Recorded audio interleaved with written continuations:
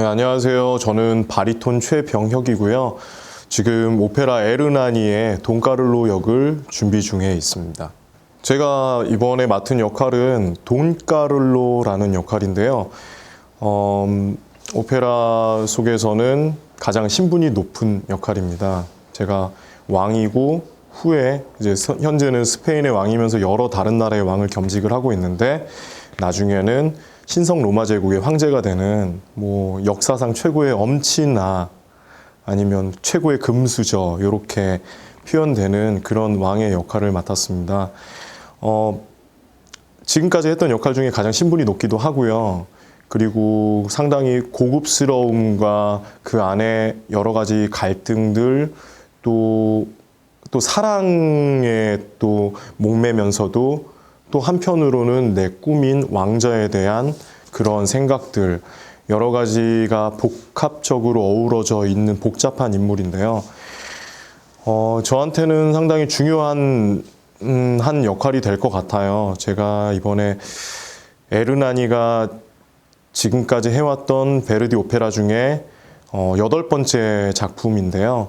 지금까지 했던 역할들 중에서 어떻게 보면 가장 복잡한 상황에 놓여져 있고 또 그만큼 고민도 많은 상황인 것 같아요. 그래서 그것들이 또 왕으로서 신분, 가지고 있는 신분에 따라서 또 제가 많은 것들이 천박하지 않고 언제나 기품 있고 고급스러우면서도 그 안에서 감정을 표현해야 하는 역할들 때문에 쉽지 않지만 열심히 좋은 모습 보여드리려고 노력하고 있습니다.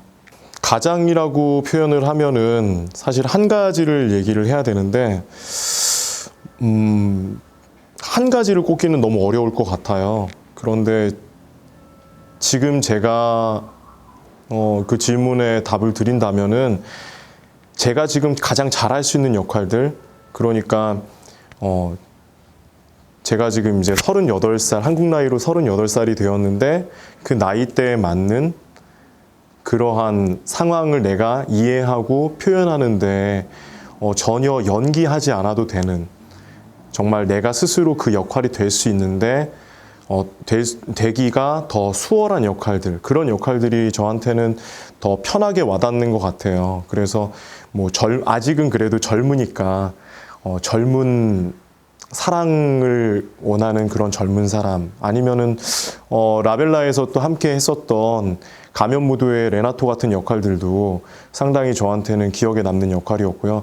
아직은 뭐 그동안도 리골레토나 트라비아타 이런 역할들을 하면서 뭐 주반나 다르코, 그리고 뭐 여러 가지 아버지 역할, 뭐 아이다도 그렇고요. 많이들 했지만 그런 역할들도 저한테 상당히 영광스럽고 즐거운 역할들이었고 많은 것들을 도전할 수 있게 해줬지만 지금 가장 편한 역할들은 제 나이에 맞는 딱 제 옷이 저에게 맞춤옷 같은 역할, 그런 면에서는 이번 에르나니 속의 돈카를로도 또 그런 역할이 아닐까 싶어서 저도 상당히 기대하고 있습니다.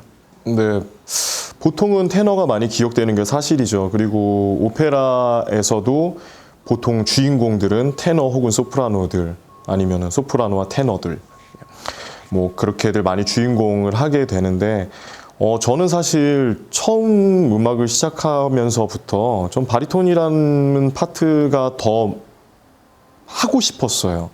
더 좋았고. 왜냐하면 테너랑 소프라노만 있는 세상은 재미지가 않거든요. 예, 테너랑 소프라노는 둘만 있으면 아무 문제도 일어나지 않아요. 그런데 바리톤이 그 사이에 끼어들게 되면 여러 가지 다양한 사건들이 일어나게 됩니다. 그리고 그런 극에서 이제 그런 긴장을 고조시키기도 하고 긴장을 야기시키기도 하고 그런 역할들도 하기도 하지만 또 하나의 매력은 바리톤은 상당히 다양한 역할을 할 수 있다라는 게 제 생각이에요.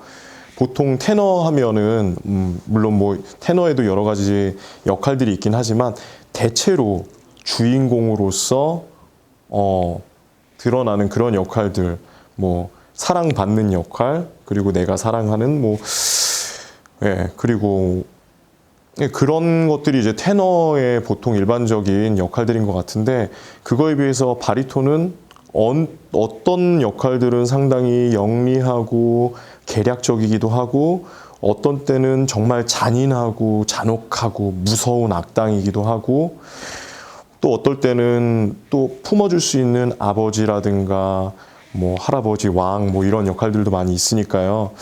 그런 면에서 단조롭지 않고 여러 가지 인생을 경험할 수 있다는 거. 제가 오페라 하면서 가장 즐겁게 생각하는 것 중에 하나가 여러 가지의 삶들을 제가 간접 체험하고 그것들을 제가 느끼고 그 안에서 많은 감정의 변화들 그리고 인생의 모습들을 또 관객 여러분들께 보여드리는 게 가장 큰 즐거움이라고 생각을 하는데, 그런 면에서는 바리톤이 상당히 유리하다고 생각을 해요.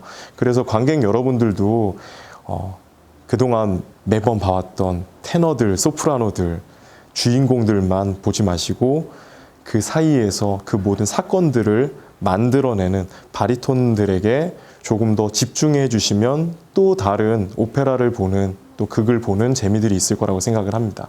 네, 저는 많은 성악가 분들이 저랑 비슷하실 거라고 생각을 하는데, 저는 이제 크리스찬으로서 교회를 어려서부터 다녔거든요. 그래서 교회에서 찬양대, 성가대 하면서 노래할 수 있는 기회들이 상당히 많았고, 또 저희 어머니, 아버님이 또 음악을 많이 좋아하셨어요. 어머니는 또 아마추어 합창단으로 오랫동안 활동하기도 하셨고, 그래서 음악 교육을 어려서부터 많이 받았던 것 같아요. 피아노, 뭐 바이올린, 플룻, 뭐 이것저것 그냥 주변에서 많이들 하는 것들을 어머님이 많이 저한테 시켜보셨는데, 사실 저는 음악보다는 연기가 더 좋았던 것 같아요, 어렸을 적엔. 그래서 뭐 연극하거나 뭐 뮤지컬이나 쉽게들 이제 어렸을 적에 경험해 볼 수 있는 것들을 하면서 극이라는 게 상당히 즐겁게 다가왔는데, 그러다가 고등학교 다닐 때였어요. 고등학교 1학년, 2학년 뭐 그쯤이었던 것 같은데, 그 당시에 저희 동네는 각 학교마다 중창단들이 있었고, 중창단에서 활동하는 선배들이 프로페셔널하게 전공을 하는 분들도 있었고 아닌 분들도 있었지만, 성악적인 발성을 가지고 노래를 하는 게 너무 멋있게 느껴지는 거예요. 그런데 거기에 오페라라는 장르를 또 새롭게 알게 된 거죠. 그래서 어렸을 적에 오페라를 볼 기회가 좀 있었는데, 그거를 봤는데 그 안에 모든 게 다 있는 거예요. 제가 너무 뭐 그 전까지도 이미 즐거워하고 좋아하고 있었던 극이라는 것, 연기하고 표현하는 그런 극과 또 거기에 노래, 성악적인 발성이 보통 사람들이 들었을 때 일단은 남들이 흉내낼 수 없는 전혀 다른 세계를 보여주잖아요.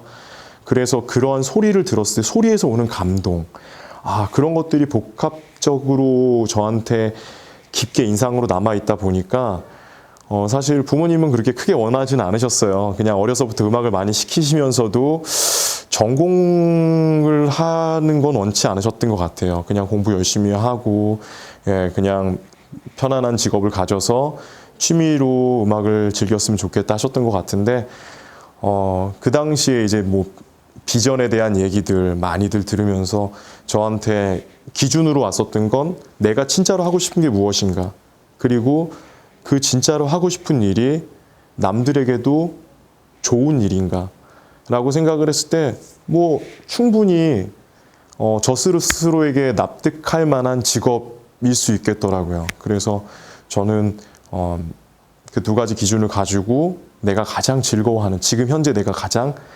좋아하는 것을 선택을 하게 된 게 성악을 전공하게 된 계기였던 것 같습니다. 네, 저는 일단 연주자니까요. 연주 계획을 먼저 말씀을 드리면은, 요즘에 또 코로나 때문에 대면으로 함께 홀에서 즐길 수 있는 연주들이 많이 없어지고 있잖아요. 그런 상황에서 또 녹음 의뢰가 좀 들어와서 이번에 작곡가 정혜련 선생님의 신작 가곡을 이제 다음 달에 녹음하기로 예정이 되어 있고요.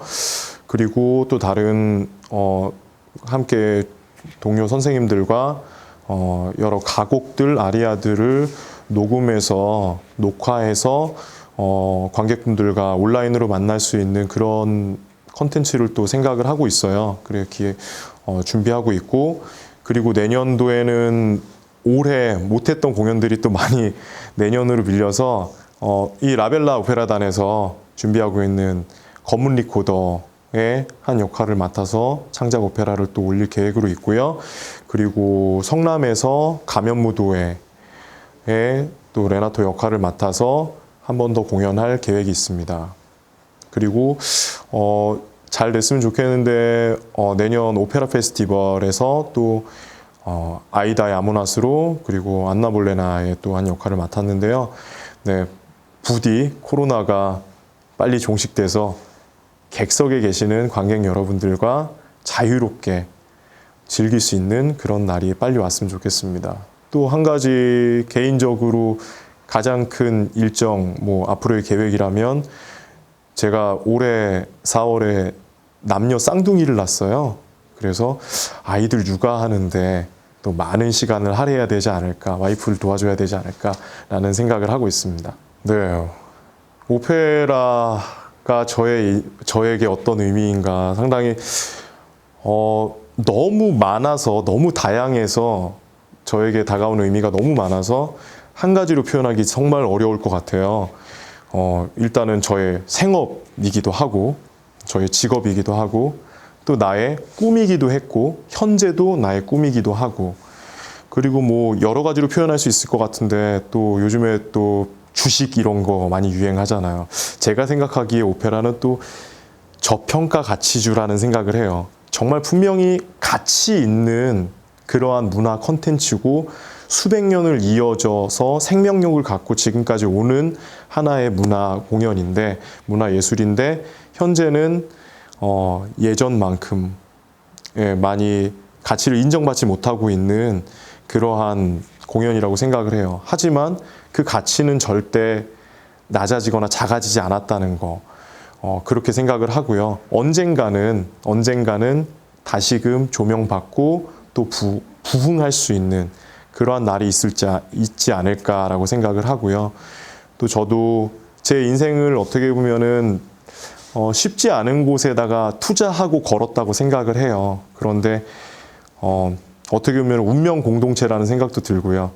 오페라가 잘 돼야 나도 잘 될 거고, 또 내가 잘해야 오페라라는 예술 공연도 많은 분들에게 사랑받을 수 있을 거라고 생각을 합니다. 그래서 저의 또 다른 분신, 이렇게 얘기하면 조금 오그라들 수도 있는데, 약간 그런 생각도 들고요.